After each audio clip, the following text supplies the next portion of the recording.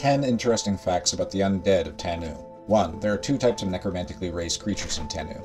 If brought back from the dead through the power of the god of necromancy Utha-Sharun, it is neon green energy and it causes the wielder of the magic to control the animated dead they raise. If the necromancy used comes from the natural source of necromancy wielded by the beings called Gwens, then it is a dark, more natural green, and it brings the sentience and soul of the dead creature back into its magically preserved corpse. 2. The undead, or what are called the Corlinians, came into being around 975 years ago, during the time of the creation of life on the world in the land called Andoria. They came from the northern wastelands that were called Corline. Nobody knows who or what lived up there that had such a high population that led to the scale of invasion that took place. Humanoids of the other races came from the north and attacked. After just a few years, many of the other countries of Andoria fled the lands and went south to escape the onslaught.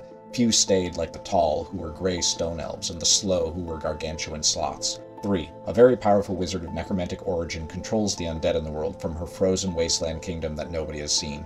She is the conduit by which Utha-Sharun has created such an underlying corruption to the ripples of magic.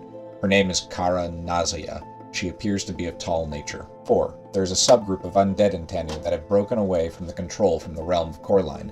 The undead vampiric counts of Herlo, the country within the swamps of souls, have gained control over themselves and the undead armies they create for their own purposes.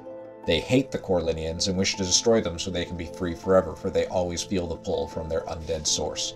5. The undead, for the most part, do not build settlements, but Andoria is well known for the amount of undead that linger there. The minor god Utha-Sharun, with the aid of the major goddess Slanfarnik, constructed a dark and cold city in the most northern reaches of Corline to act as a bastion for the undead to gather in as they wait for their time to strike.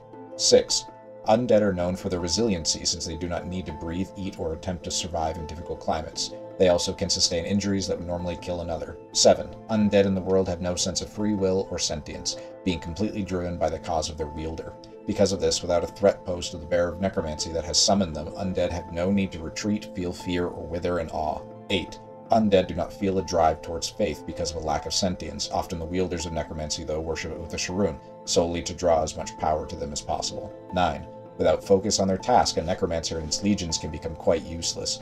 Undead will only follow the most recent orders, and without great oversight, or if the wielder is unable to concentrate on the task, the undead can lose focus as well and either stand around without taking action, or even crumble with no necromancy to hold them together. 10. The Inevitables are another group who broke from the control of Corline, a group of 11 liches that have strangely agreed to work together with the goal to destroy Kara Nazia in the northern wastelands of Corline. They live in Andoria, searching the crypts and dead of the past to muster as great of an army as they can themselves to eventually destroy the Corlinians and take ownership of all undead in the world themselves.